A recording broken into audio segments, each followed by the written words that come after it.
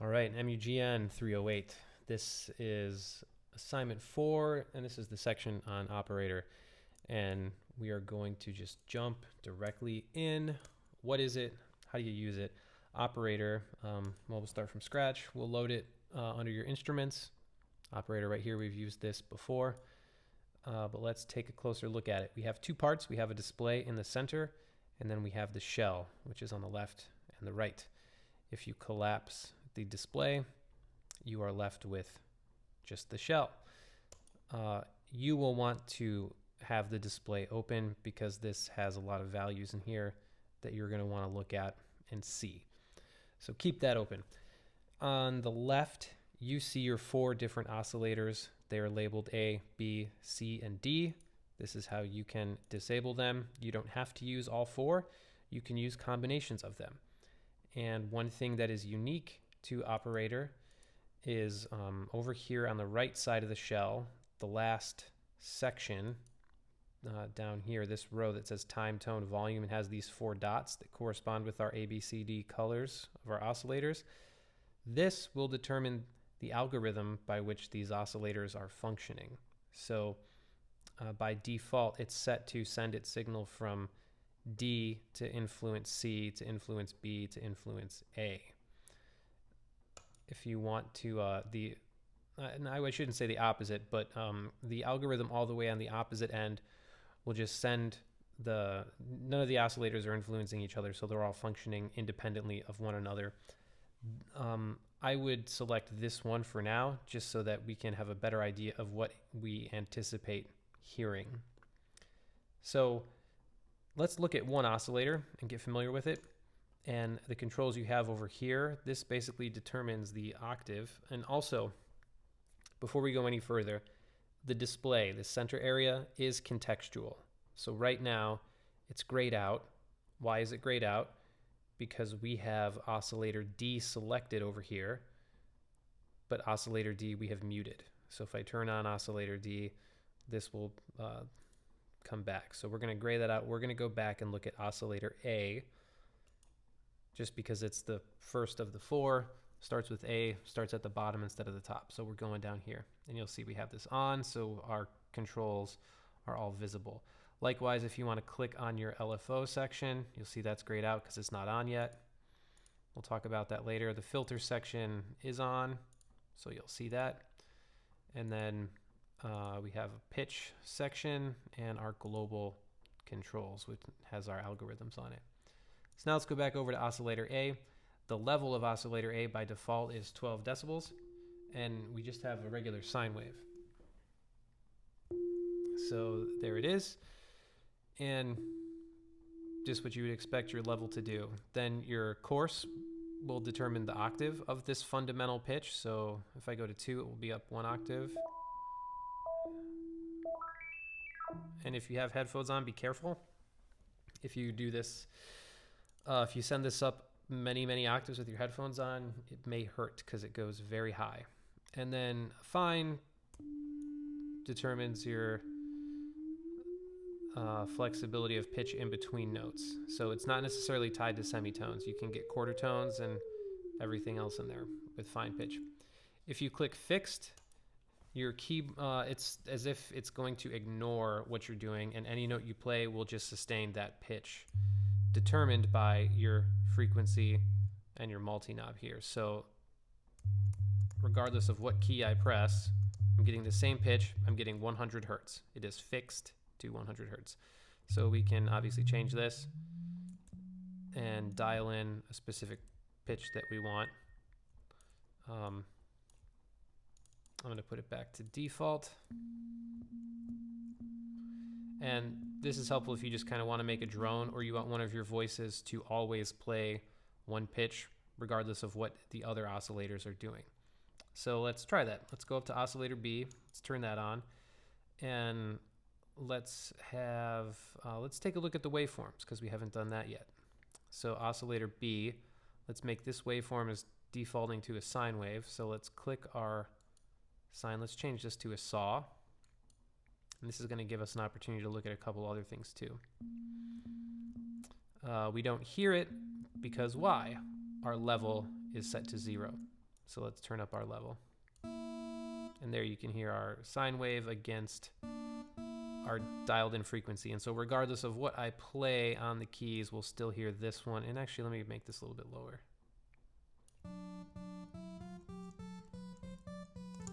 You get the idea. We have one sustaining and one changing. If we take fixed off, they are operating together now.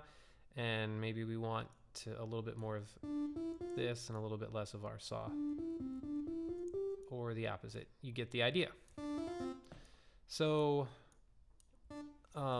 let's look at our display section again. We're used to finding our amplitude envelope, ADSR. Each one of these oscillators has its own amplitude envelope, and you can find that right here. Your display will toggle between envelope and oscillator.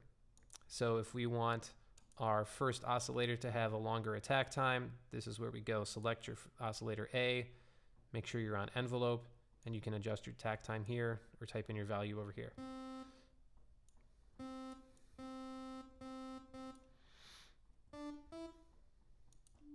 And I'm going to mute that one so we can actually hear it because this one is a little bit quieter.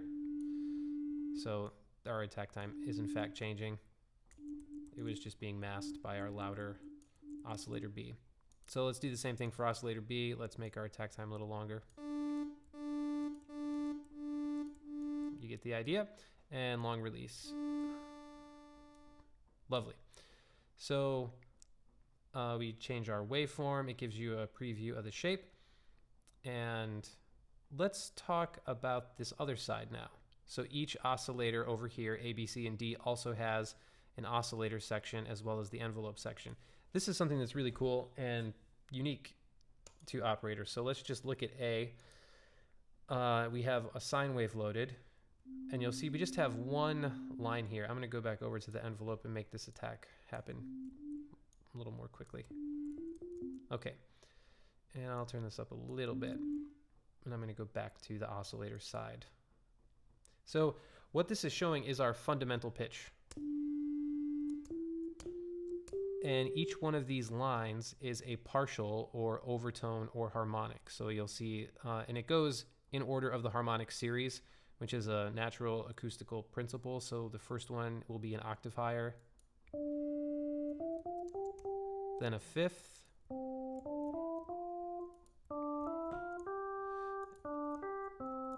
and so you can draw these in any way you like. And you're adding higher overtones that decrease in volume. So you're actually you're not folding waves, but you're adding frequencies on top of the initial frequency. So operator is a FM synthesizer, a frequency modulation synthesizer. That's what FM stands for. And let's take a look at a few more other things here. So if you right click, you can choose to select only the odd or the even. And this will more closely approximate a square wave. I'm gonna erase these. And I'm gonna go back and do that again. Okay, and let's do odd. And I'll just draw in some shapes here. And you'll see it gives you a little approximation of what the wave looks like. You can also, when you pick your preset waves, it'll show you. So what does this square 4 wave look like? That's it, just only has those 4. What does a saw look like? Saw 32. Looks like that, and it stops at 32. So it's actually going to the 32nd overtone. We can also change our display to only show 32 partials or 16 partials. So this is pretty unique. So I would encourage kind of messing around with that. You can add overtones to your sound. Outside from that, all the same things you have for C and D in here if you want to enable those. Jumping over to the other side, we can turn on our LFO, and I'm gonna turn off this oscillator so we're only dealing with one. And by default, you'll hear it start to change the pitch.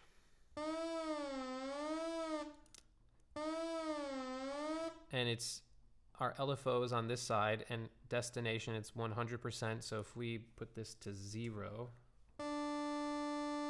no effect. We put this back to 100. It is affecting the pitch of oscillator A. If we deselect oscillator A, we're not going to hear any effect because it's not doing anything. Turn oscillator on, we have our pitch come back. And then our rate and our amount is what we would expect. So faster rate and larger amount. So the higher and lower our siren will sweep. And then you can also assign your LFO to influence another destination. So destination B down here, we can choose any of these values. Then our filter is also what we would expect. As you also note, your filter and your LFO, as well as your oscillators over here. Remember this envelope tab we looked at, switching between the envelope and the oscillator section of each oscillator? Your LFO also has an envelope. Your filter also has an envelope. So make a note that if you're adjusting an envelope, make sure you're adjusting the envelope of the item that you're intending to adjust. So you might be looking at this thinking I'm adjusting the LFO envelope, but actually we have filter selected. So this is your filter envelope. And with our filter area selected, we can go back and forth between looking at the actual filter that we're used to seeing and the envelope of that filter. So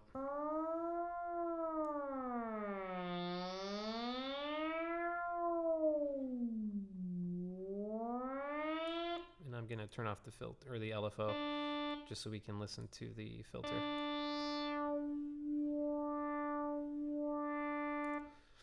And there you have it. Your resonance is, again, vertical axis frequency on the horizontal axis.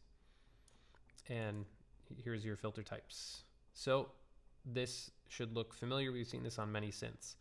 Then our pitch envelope is like we've seen with other synths, especially from Wavetable. So we're ascending in pitch from the beginning and then dropping off into the release.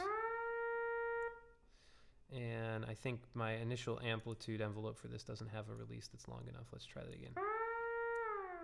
Yeah, so that's why I wasn't hearing the release of this, because the amplitude envelope for the oscillator itself didn't have a long enough release for that to be audible. Another thing that's really great, if you have on headphones, you'll hear this right away. I'm gonna go to my spread dial and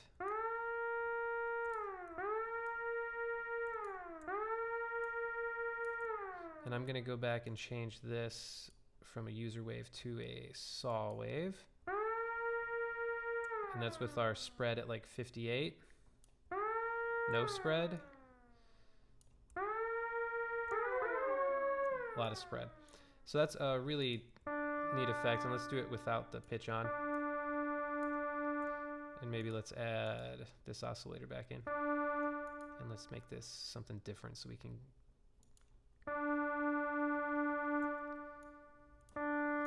No spread. A lot of spread. Use it sparingly, but it is a really nice touch.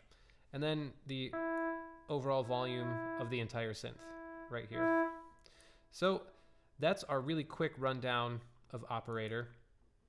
The biggest pieces of advice I would give you are to just make sure that you know what you're looking at, and what you see is reflective of what you have selected.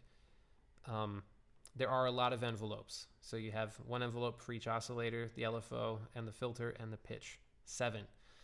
And there's a lot of oscillators. 4. We haven't worked with any other synths that have that many. And a good way to get familiar with some of these things is just to look at the presets to see what Ableton has done. So for example, this is a plucked patch that we've used before. We can see it's using two oscillators. It's using the first algorithm. So these two, D and C, may be influencing B and A down the chain. No LFO, but we can see where the filter's placed. And we can see how much spread they're using, and we can hear the transposition that's down an octave over here. But that's the quick lowdown on operator. We are going to make a kick drum and a snare drum with operator. So we'll drag our operator down here. When you start playing it, you'll hear this sine wave. We're going to go on mute these three oscillators, so we're only hearing A. We're going to put this in fixed mode, so it's only going to be playing whatever pitch we specify. And we are going to make that pitch 55 hertz. The reason being that is an A. So if we work backwards from A440, half of A440 is 220, an octave lower. Then we have 110, an octave lower, and then 55, an octave lower, which is where we are here. And if you're playing that in your headphones that can handle it, you'll hear a nice healthy rumble. If it's too low and you don't hear this in your headphones, just go up to like 60, 65, something where you can hear, where your speakers can actually play back the frequency, and then just will double from whatever that frequency is going forward. If you want to check that to make sure, Ableton has in the audio effects a tuner. You can just put it right over here, and you'll see we have an A55.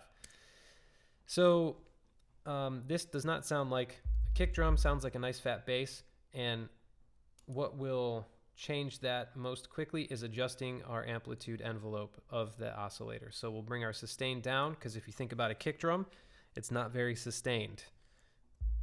And adjusting the decay time is basically the what you're going to do. So the shorter the decay time, the more you just get the attack.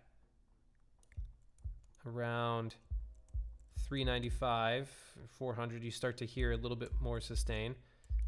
And then if you go all the way out with a lot of release,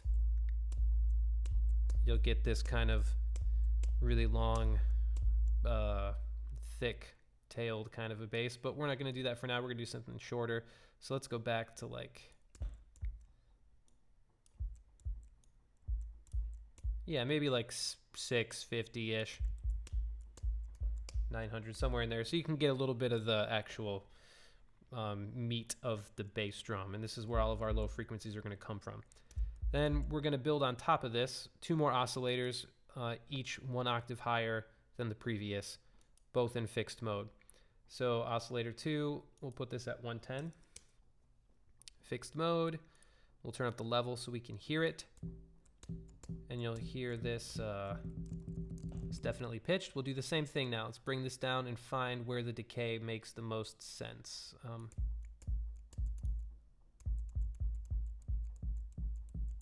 I definitely don't like this really pitchy part, so I want the attack without the pitch here. So maybe around 120, maybe 150, in that ballpark. If we take B out, just for reference, you can hear this definitely adds an attack to it. So I'll leave that there for now. Let's go and add one more, put it in fixed, and we'll double the previous to 220 and increase our level to hear it. And you'll hear this is more like a knock at the door, so we really just want our attack from this. We don't want that sustained sound. And this will give us a clean, punchy intro. Maybe even less. Yeah, around 28. And maybe let's go, I'm gonna increase the decay a little bit. I want to hear a little bit more of the low. So yeah, there's a pretty decent bass drum. We can turn the level down on this higher attack.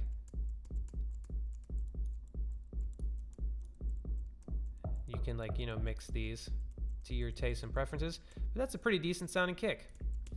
And lastly, let's apply our pitch envelope. Let's go over here, turn this on. To hear the effect of it, we need to put this in the positive polarity. And as you adjust this, you should start to hear it kind of scoop down or up, but we don't want to scoop up. We want it to just be a short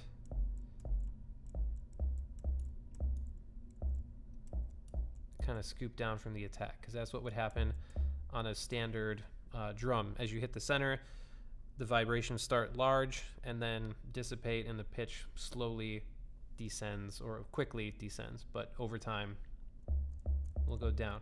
So this will give it a more realistic sound, and you can dial this back to hear it more of the pitch at 100, or more of the pitch change at 100 than at 0. So yeah, it's anywhere in there is good. You get the idea. You can listen to that and decide for yourself. So let's move on to our snare. Operator track, instruments, and I'll put you up here. And we are back to our default sine wave. So for a snare, we're going to do the same setup as far as fixed. Where we're going to change is, instead of a sine wave, we're going to use white noise. Be careful, turn your volume down first. This is loud, might hurt your ears. It's really annoying. So turn your level down a little bit. It's not pleasant. And we're going to go to the envelope of oscillator A. Same thing, make it short and dial in your decay time to your taste. So tick-tacky around 120. I'm going to leave a little bit longer and maybe push it back later. If any of you remember like Nintendo, regular Nintendo NES, this was like people walking and footsteps and a lot of things. But anyway, white noise. Then we'll do the same thing up here. We'll put, let's do noise looped. And we'll go to this envelope. Make this a, well, actually, let's see how it sounds with just regular noise again, with a longer envelope than the first.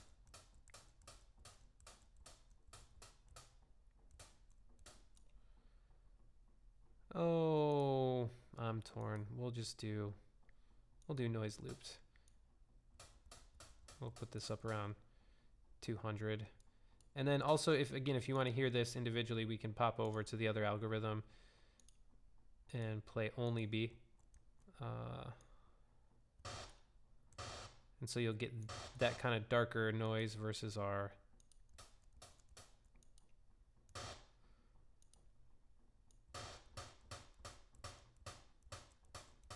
so it has a little bit more body on it.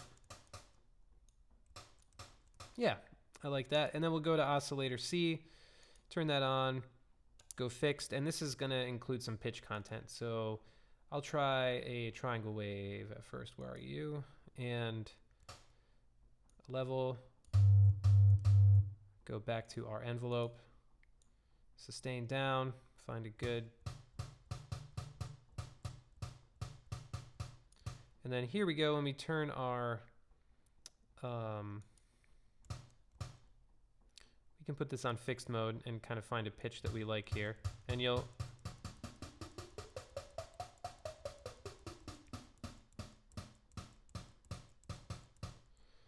and yeah, I want to shorten this up now that I'm hearing this. Yeah.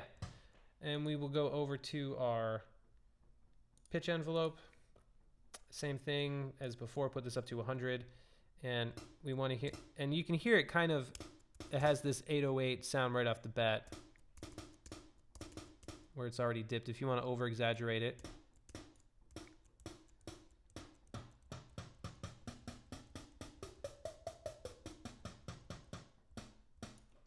Yeah, something in there. Actually, I want a little higher.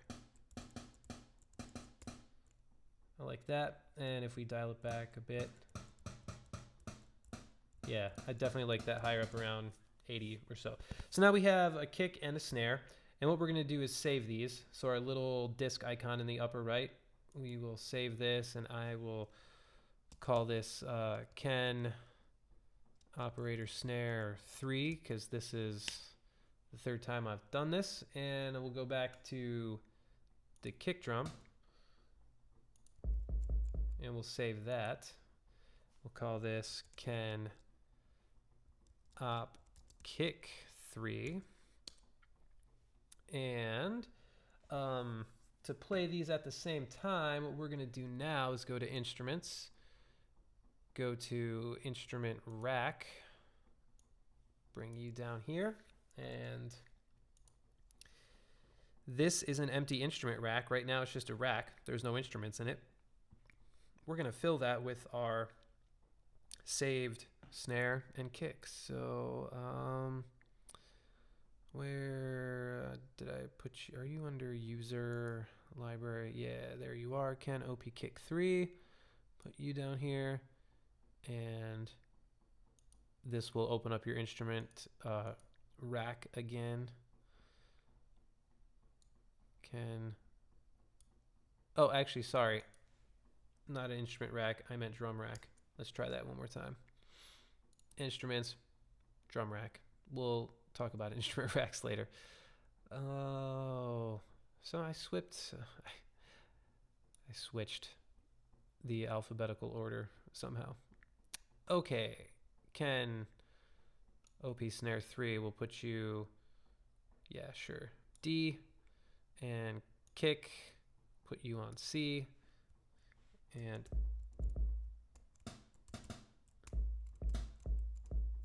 then just to get a hi-hat in there for our beat, I'll search the sample library for hi-hat, and I'm just going to use that one because I don't want to spend too much time. So, lovely.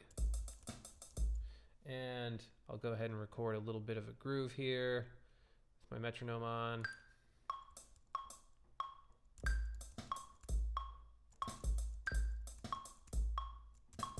It's so hard to use the typing keyboard and play drums. Okay, so there you have it. We have a groove happening, and we have a bass and a snare.